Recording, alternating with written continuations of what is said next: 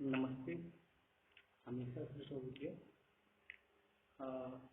I JV'N Gaurav from the Faculty of BScRT and Diagnostics in the Department of Diagnostic and Community Health in the discipline Radiology from JV'N University. Today we are discussing a session that is important or useful session for application of radiation imaging technique or radiographic technique and general radiation physics.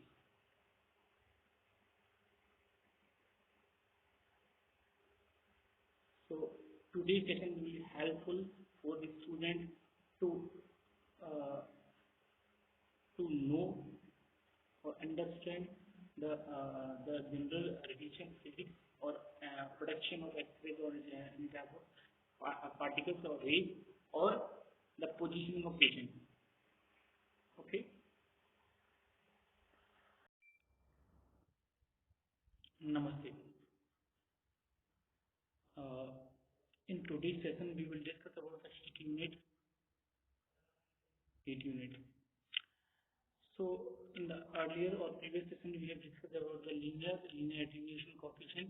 Now, in this session, we have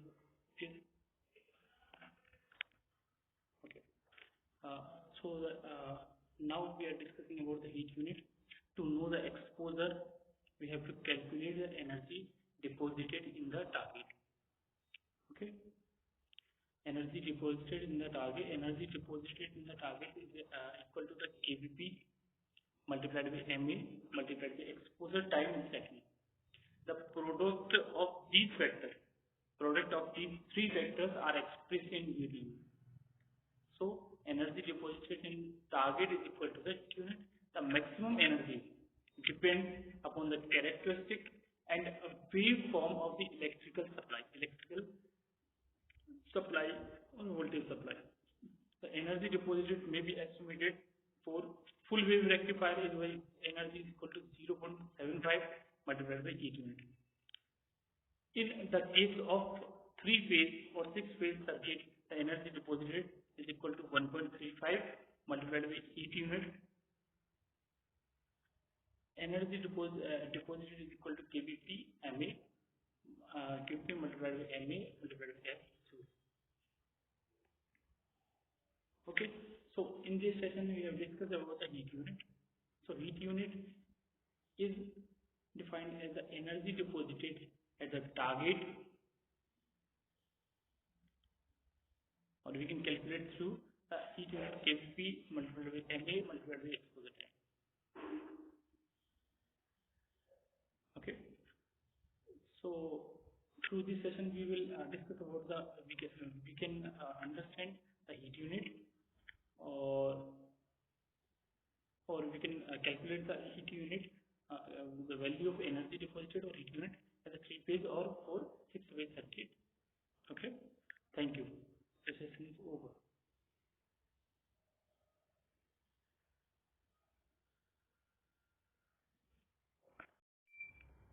Namaste. In today's session, we will discuss about cathode assembly. Cathode assembly that is important component in the BScRT II. That is a session of general radiation physics second for BScRT certified students. Cathode assembly. So let me discuss about the cathode assembly. Rotating anode axial tube. Rotating anode axial tube consists of a cathode and anode, which are kept in a glass bulb or glass envelope. Okay, so the rotating anode axial tube having two different charge, different potential electrodes. It's called cathode and anode, or that is kept in a glass bulb or envelope. The cathode is a tungsten filament which is offset from the long axis of the axial tube is to face the target near the periphery of the anode disc. To face the target near the periphery of the anode disc. is the target. Usually, rotating anode tubes are fitted with two filaments. One is larger than the other. Placed side by side in the cathode assembly. One filament is designed to focus the electrons on a larger area of anode. Okay, so one filament is designed to focus the electron in a large area of the anode, which requires heavy tube loading. So it requires heavy tube loading. The other filament is used to focus the electrons on a smaller area of target. This type is used when high resolution is required. It is for resolution. The first one is four line focus principle. Second one is the for resolution, for getting high resolution and image. This type is used when high resolution is required. Both filaments should focus the electron on the same part of the anode. So the focal spot is at the same point for both the modes of operation.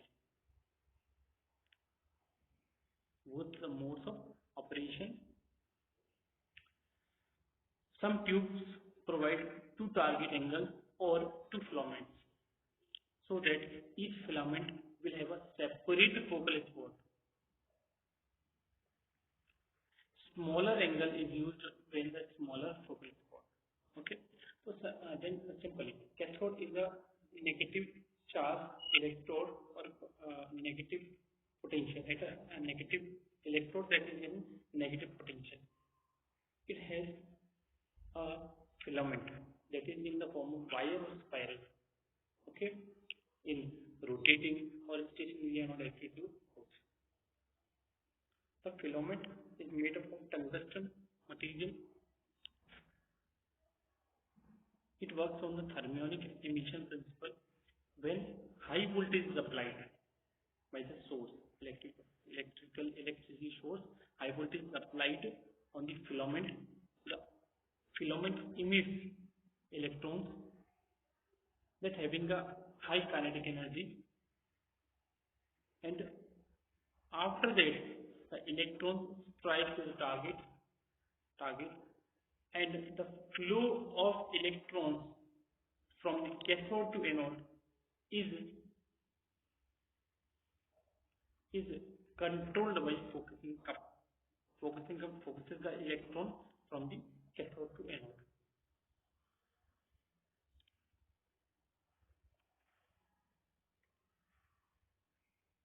Okay, this is a negative potential electrode.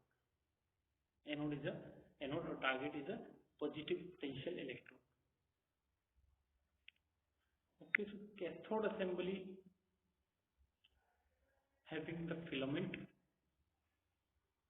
it has a focusing cup that is both the filament and focusing cup is at same potential in some cases, same potential in most cases. Okay, so thank you. The session is over. I think it will help to understand. I think you will get a good knowledge after watching the video. Okay, thank you.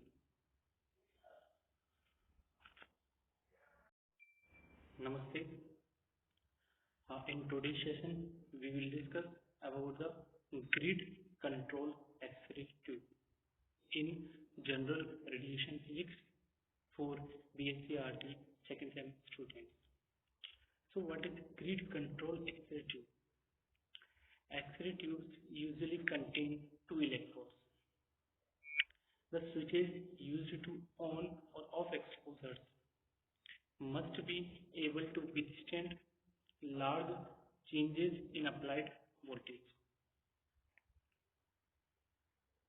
A grid controlled BScRT tube contains its own switch which allows the BScRT tube to be made on or off rapidly.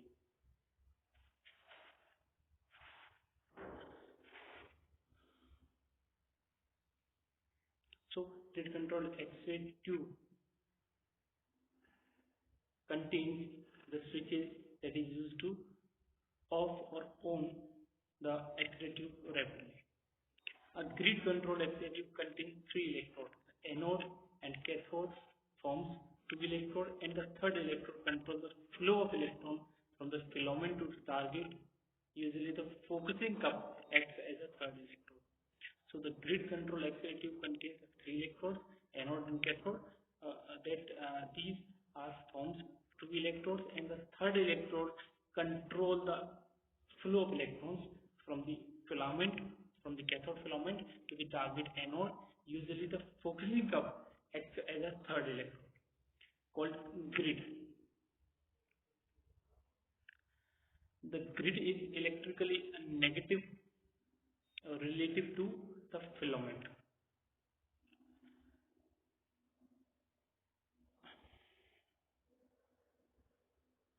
The voltage across the filament grid produce an electrical field along the path of electron beam.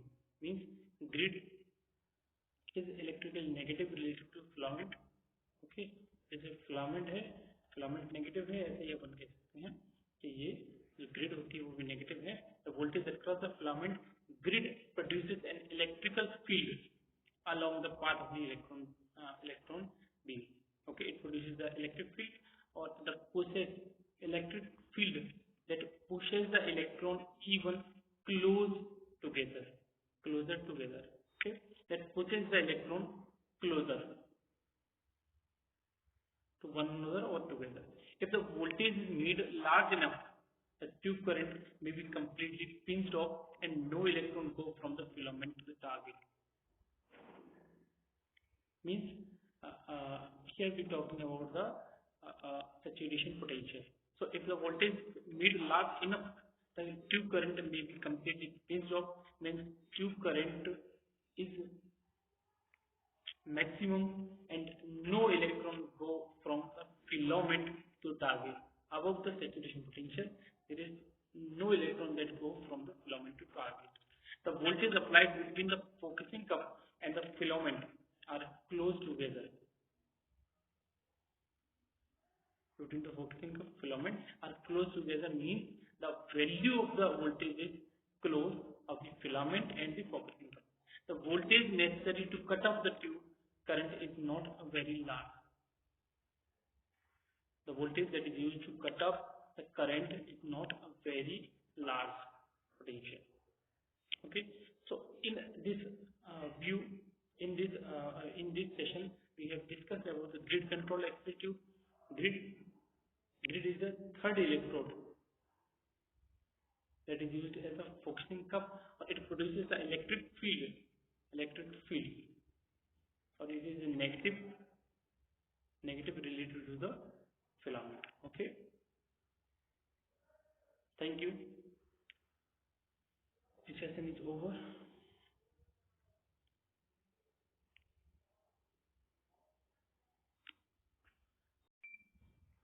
Namaste.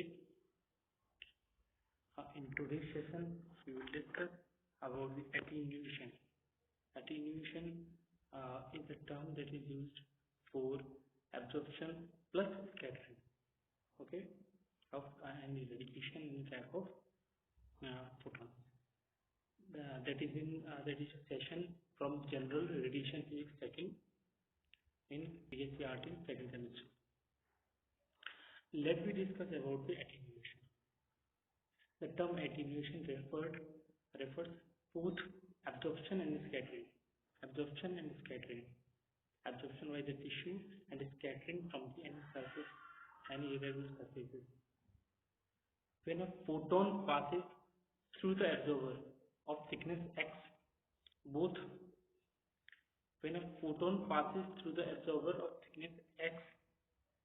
absorption and scattering takes place.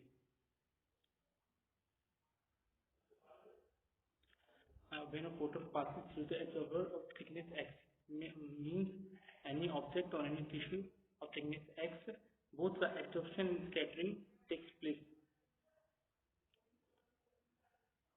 As a result, the transmitted beam will have less number of photons. As a result, the transmitted beam will have less number of photons. This can be represented by the I is equal to I naught E minus mu x. Okay, where I is the number of transmitted photons, I naught is the number of incident photons, E is the base of the natural logarithm, and mu is the linear attenuation coefficient. So attenuation refers to absorption scattering takes place by a thickness x thickness of absorber or any material or issue. As a result, the transmitted beam will have less number of photons. This can be represented by I is equal to I naught E minus mu x. Okay.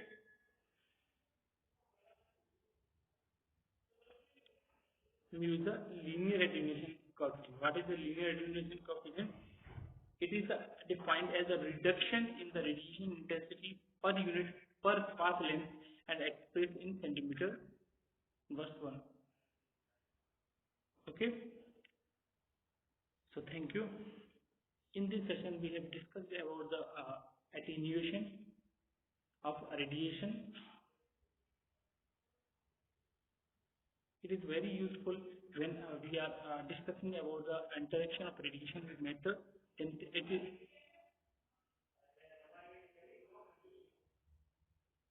it is also a very important session. Thank you. Thank you. The session is over. I think you are satisfied with this session. If you have any query, then put it into the comment box. I will resolve it later. Thank you. This session is over. The session is powered by digital version 2.0, JV'N Namaste JVWU.